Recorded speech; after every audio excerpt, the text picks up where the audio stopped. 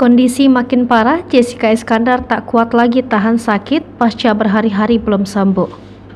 Kondisi kesehatan Jessica Iskandar kini makin parah. Setelah berhari-hari tak sembuh, Jessica Iskandar mengabarkan bahwa ia tak kuat lagi menahan sakit.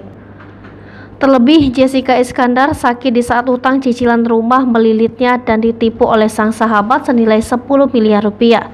Seperti diketahui sebelumnya, sakit yang dialami Jessica Iskandar ini sudah berhari-hari. Jessica Iskandar sempat mengabarkan kondisinya yang drop melalui unggahan instastory akun Instagram pribadinya.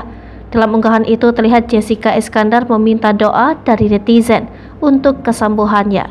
Sedang jatuh sakit, Jessica Iskandar pun sempat membagikan percakapannya dengan seseorang. Sosok itu bertanya tentang penyakit apa yang diderita oleh Jessica Iskandar.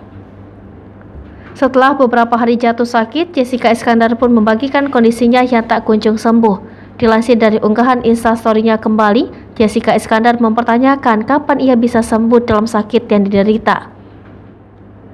Berhari-hari tak sembuh, istri Vincent Verhaak pun tak kuat lagi.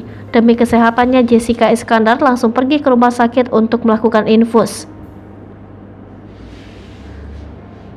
Melihat ibu El Barak mondar-mandir minta bantuan dengan rekan artis, Vincent Verhaak suaminya pun disentil netizen. Sentilan ini lantaran Vincent terlihat tak membantu Jessica Iskandar dalam melunasi cicilan rumah.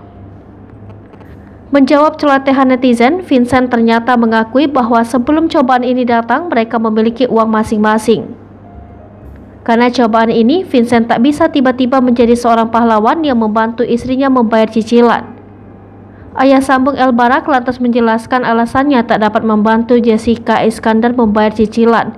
Menurut Vincent, masalah yang kini dihadapi tidak semudah yang dibayangkan netizen. Hai pemirsa Sri Popo TV, jangan lupa komen, like, dan subscribe, serta tonton terus berita-berita terupdate lainnya ya.